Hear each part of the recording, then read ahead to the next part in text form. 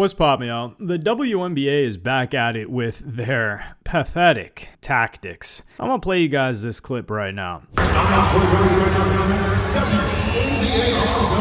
presented by Adin. Let's welcome the night's official.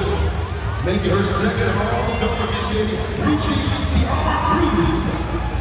So this was from an all-star warm-up, and they're all wearing "Pay Us What You Owe Us" t-shirts. The WNBA has had quite not a resurgence, they were never surging, but they've had quite some success in the past couple of years due to a couple of players, namely Caitlin Clark, Angel Reese, and I think there's another white WNBA player that's doing really well. And Adin Ross responded to this, which is them demanding to have more money, in the following clip.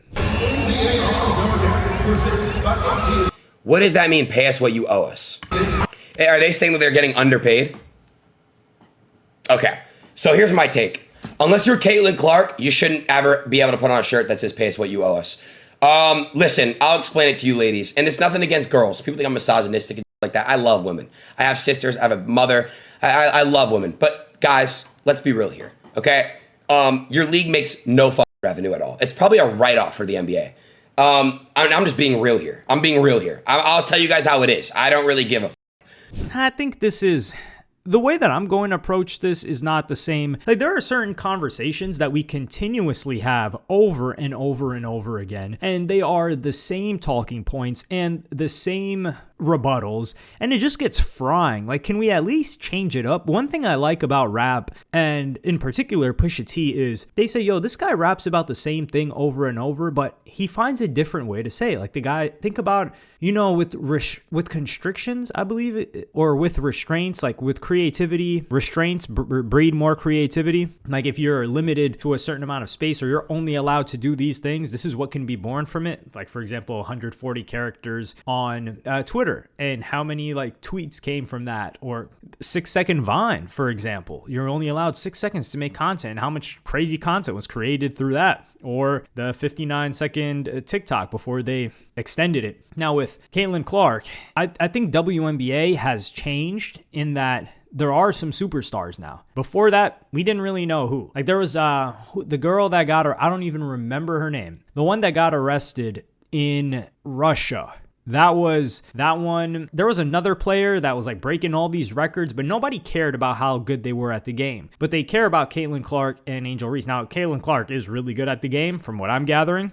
And Angel Reese is also good, but personality. So influencer culture, I guess you could call it that, is part of the reason why the WNBA is getting more and more popular. Because if you like someone, you're going to tune into what they've got going on. I don't know if I'd sit there and watch it, but I would consider going to a WNBA game if Caitlin Clark or Angel Reese are playing and it's in the same city as me. I'm and someone has to tell me about it. Yo, there's a game tonight. We should go. Or there's a game next week. Yeah, I'd buy tickets and go to it. At this point in time, currently right now, would I turn it on the TV? Would I look for it on a streaming site? No, I would not. I'm not at that point yet. But that's a far cry from what the WNBA was. But now back to the payment argument. We're not even going to do the whole, like I said, the talking points. Well, these guys are losing revenue and they want to get paid more, and economics and supply and demand and blah, blah, blah, blah, blah. No.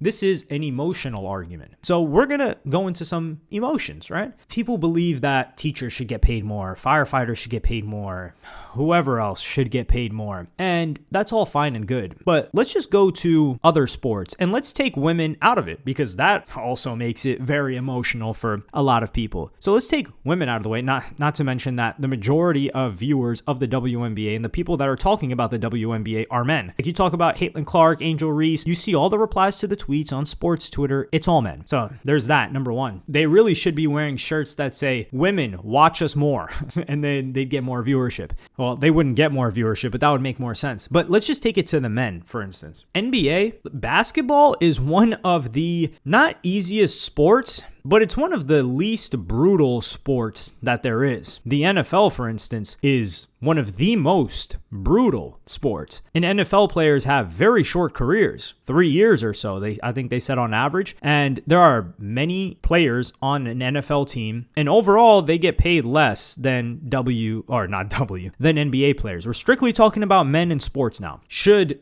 NFL players who have a significantly shorter career lifespan get paid more than an NBA player who has a longer career span on average and gets paid more and doesn't have to take nearly any damage, especially with all the rule changes that have happened to the NBA. This isn't the Pistons or the bad boy Pistons beating the hell out of people on the court anymore. It's quite a safe game. Not many real deal injuries happen. Now, they do happen as a result of the sport, but not in terms of like contact. You're not getting a reduced lifespan. We don't see CTE in the NBA. So should average NFL player get paid more than the average NBA player? Yeah, right? Okay, let's take it even further. Let's go to kickboxing. Now, kickboxing, these people are fighting. It's pretty brutal. And they earn less than boxers, and they earn less than UFC fighters, and UFC fighters earn less than boxers. So shouldn't UFC fighters get paid more than boxers?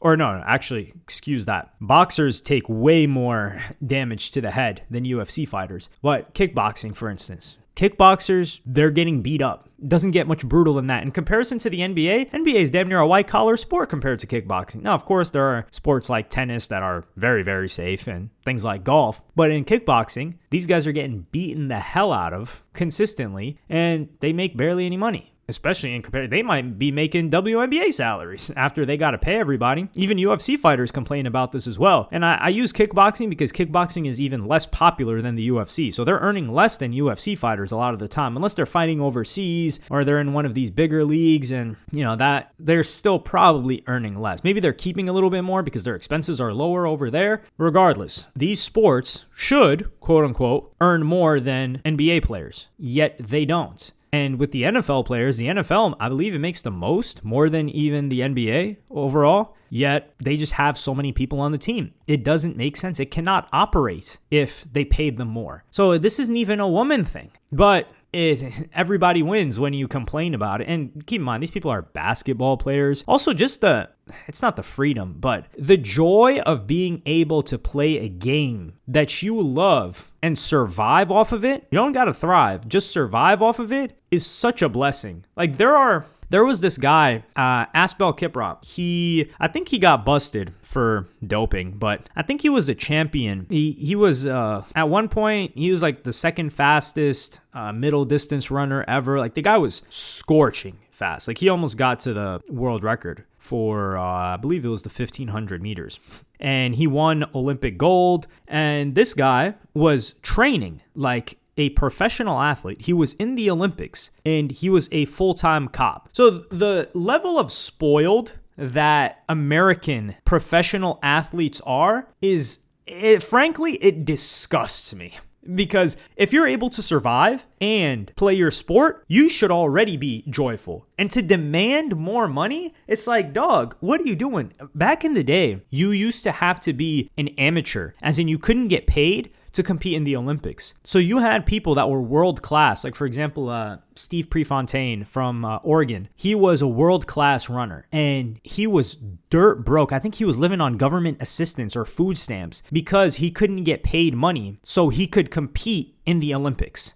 So and this goes for the majority of Olympic events. So these people that are at the top of their game in multiple different disciplines, like judo, like jiu-jitsu, I don't think jiu-jitsu's in the Olympics, but you guys want to get what I mean, like rowing, all of these other things. People are working full-time jobs and doing this on the side at such a competitive level. So think of how taxing it is just to have a job, and then you're also training at the top of your field as an athlete globally, and you're not complaining, and you're not saying you should get paid more, and you're not creating all of these movements of pay us what you owe us. Yet these WNBA players are doing that. And it's just, that's where my disgust comes in. It comes like you're just ungrateful. And that's the problem here. And this is the thing too. You can get more money. You have the opportunity to get more money. You're a WNBA player. So you have the brand of the WNBA behind you. You succeeded at something and you have the potential to make money if you're entrepreneurial about it. Like if you're a WNBA player and you're somewhat charismatic, somewhat entertaining, how about you start a brand for yourself? How about you start uploading some content? Be entertaining. Do something on the side. Get some deals. Like Angel Reese, she's got some deals. She's making more from her deals than she is from the WNBA. And that's what it should be used as. But to just want to play and you're already surviving, more than surviving, and you want to get more money because you're frankly too lazy to do anything else, it's entitlement. And frankly, that's what I find disgusting. It's the entitlement. It's not the economics. It's not that they can't pay them. It's the lack of resourcefulness that is coming out of these WNBA players. So they're going to have to get with it, because I don't hear NFL players complaining, and these guys are getting banged up in the head every single day. Now, they are making more money than the WNBA, but what do these WNBA players need money for? They're just looking at what someone else has and they're like, I want some of that. So I'm not trying to hear it. Another example of why this isn't really a man-woman thing, or you don't really need to use that argument, is the UFC too, because fighters have continuously expressed frustration with pay, and the people that talk about that most are the male fighters. I've rarely seen female fighters talk about how they should get paid more or how they're not getting paid enough. In the UFC, they seem to be quite grateful. Now, granted, the way that they structure the UFC events, they kind of force you, even if you don't want to see female fighters, they force you to watch them because they'll have them before a certain event, and they just structure the show in a very good way. But the females there aren't complaining, yet they are in the WNBA. Or in the UFC, the male fighters are complaining about pay. And I do think fighting is different from regular sport. Like, if fighters are complaining about pay, go on. You're taking damage, like real deal damage. That's the objective of the sport, is to damage your opponent. These other sports, the objective is not really to damage them. Like, sometimes it happens by accident. Sometimes someone slips. Sometimes, there's a collision. But it's like the same thing with soccer. Like, these sports aren't damaging. But let me know what y'all think in the comments. Like, subscribe, and hit the notification bell if you enjoyed. And I'm going to see y'all on the next one.